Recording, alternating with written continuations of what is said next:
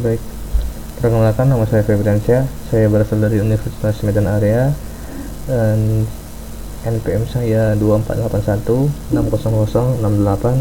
Saya berasal dari kelas A2. Di sini saya ingin mengerjakan praktikum UAS saya dengan mata kuliah struktur data, dan di sini saya mengambil kasus untuk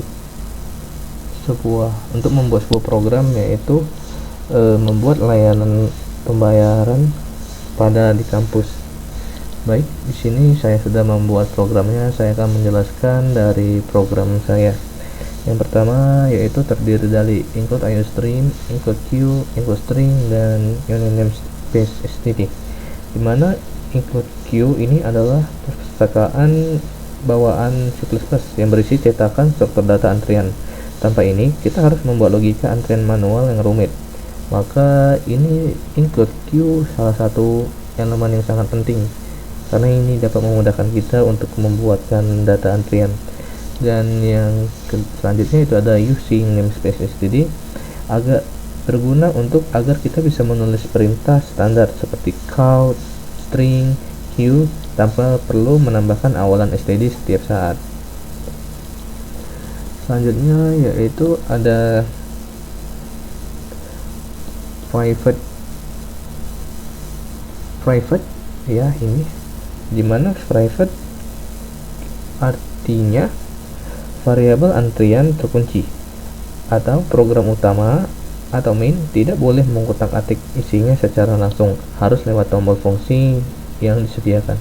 Maka jika sudah mendapatkan private ini, program tidak bisa utak-atik secara langsung, maka harus ada tombol yang tersendiri atau fungsi yang tersendiri yang disediakan untuk mengutak-atiknya.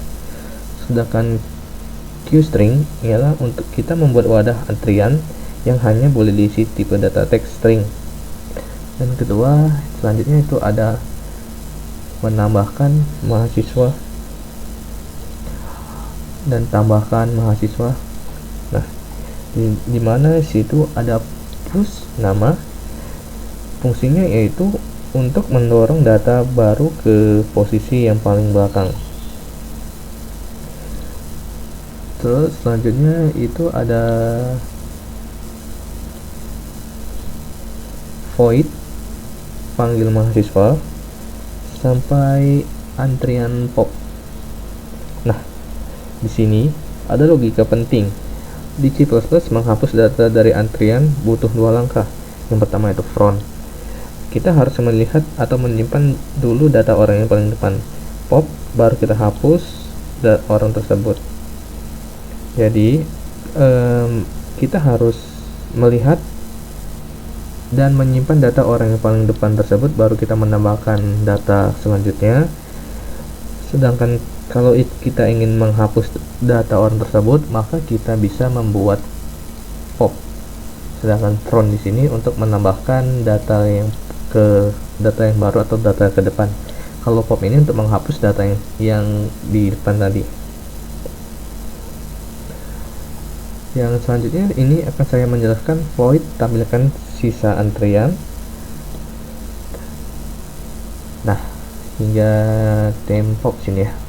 Maka ini adalah queue seperti pipa tertutup. Kita tidak bisa melihat ke orang kedua atau orang ketiga tanpa mengeluarkan orang satu.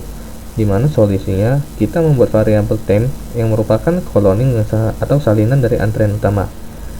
Dan prosesnya itu kita bongkar isi temp satu persatu sampai habis untuk ditampilkan ke layar, karena dibongkar cuma salinan antrian, yang asli tetap utuh dan aman. Dan ya itu selanjutnya kita ke do. Nah, di C++ juga ada do, dimana do ini atau do while berguna agar kita selalu memunculkan kembali setelah user selesai melakukan satu transaksi sampai user benar-benar keluar. Kayak misalnya ini, kayak sistem antrian kampus, satu terus ambil nomor antrian, panggil mahasiswa, cek status antrian, keluar program. Jika kita klik nanti di output nomor 1, maka hasilnya adalah kita mengambil nomor antrian.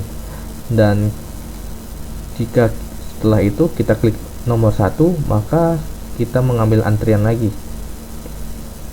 Nah, jadi perulangan tadi seperti yang saya jelaskan. Nomor 1 itu untuk mengambil antrian. Maka karena ada do ini, maka kita bisa mengklik mengambil nomor antrian lagi dan mengulang untuk mengambil nomor antrian lagi.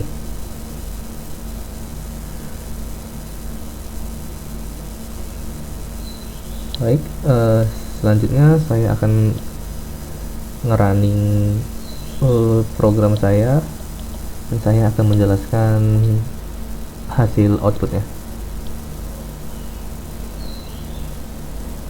Nah, baik, di sini ada sistem antrian kampus. Yang pertama, ambil nomor antrian. Yang kedua, panggil mahasiswa atau keluar. Yang ketiga, cek status antrian. Keempat, keluar dari program ini. Maka pada awal dan pertama kali kita ambil nomor 1,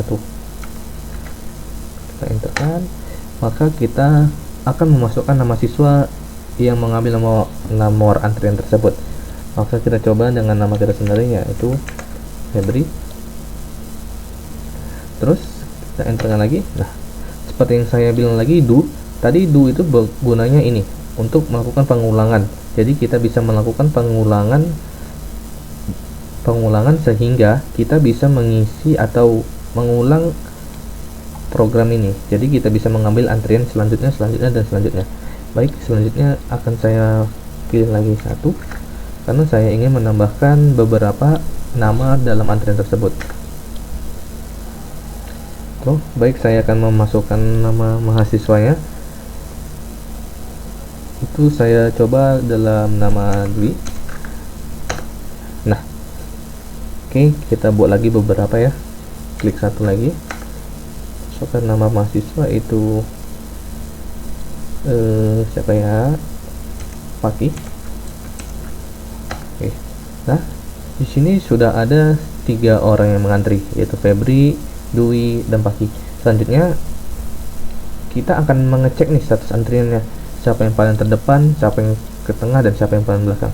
Maka dengan kita ingin mengecek dari antrian tersebut, kita bisa mengklik atau memilih nomor 3, dimana di sini nomor 3 yaitu untuk mengecek status antrian. Nah, kita coba untuk klik nomor 3, kita enterkan.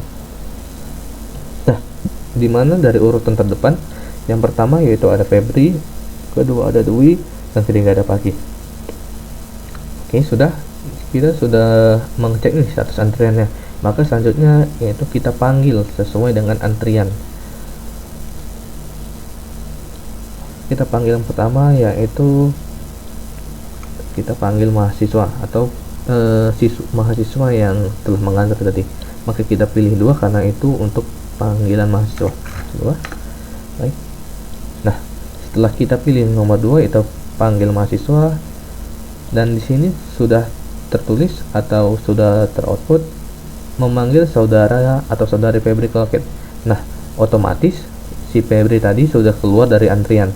Untuk mengeceknya, maka kita akan pilih nomor 3 untuk mengecek status antrian, tinggal siapa sih yang berada di antrian tersebut. Maka kita klik 3 dan tekan enter. Nah, setelah si Febri tadi keluar, maka tinggallah si Dwi dan si Paki. Ini sudah jelas karena si Febri tadi sudah dipanggil ke loket, maka dia keluar dari antrian, maka tinggal si Dwi dan si Paki.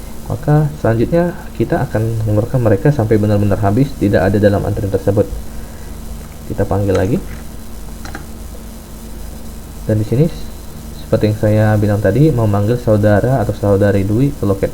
Nah, otomatis Dwi juga sudah keluar, maka tinggal si Paki sendiri. Coba kita cek status antriannya 3. Nah, di sini terbukti bahwa 2 orang tadi, si Febri dan si Dwi, sudah keluar, maka tinggallah si Paki seorang diri. Dan selanjutnya kita panggil si Paki. Nah, di sini memanggil saudara Paki itu ke loket, maka antrian sudah akan kosong. Dengan membuktikan antriannya sudah kosong atau masih terisi, maka kita cek lagi ke pilihan nomor 3, yaitu untuk cek status antrian. Kita klik. Nah, maka di sini karena 3 orang tadi, si Dwi, si Febri, Dwi dan Paki sudah keluar dalam antrian atau sudah dipanggil untuk ke dalam loket, jadi mereka sudah tidak ada antrian, maka ketiga orang tersebut sudah habis, maka antrian bakal kosong. Ketika sudah kita memahami gimana cara sistemnya, maka kita bisa keluar program, yaitu klik nomor 4. Nah, program selesai. Jadi kita telah menyelesaikan program ini dalam bentuk outputnya, sehingga kita paham ya apa dari output tersebut. Baik, sekian dari saya. Assalamualaikum warahmatullahi wabarakatuh.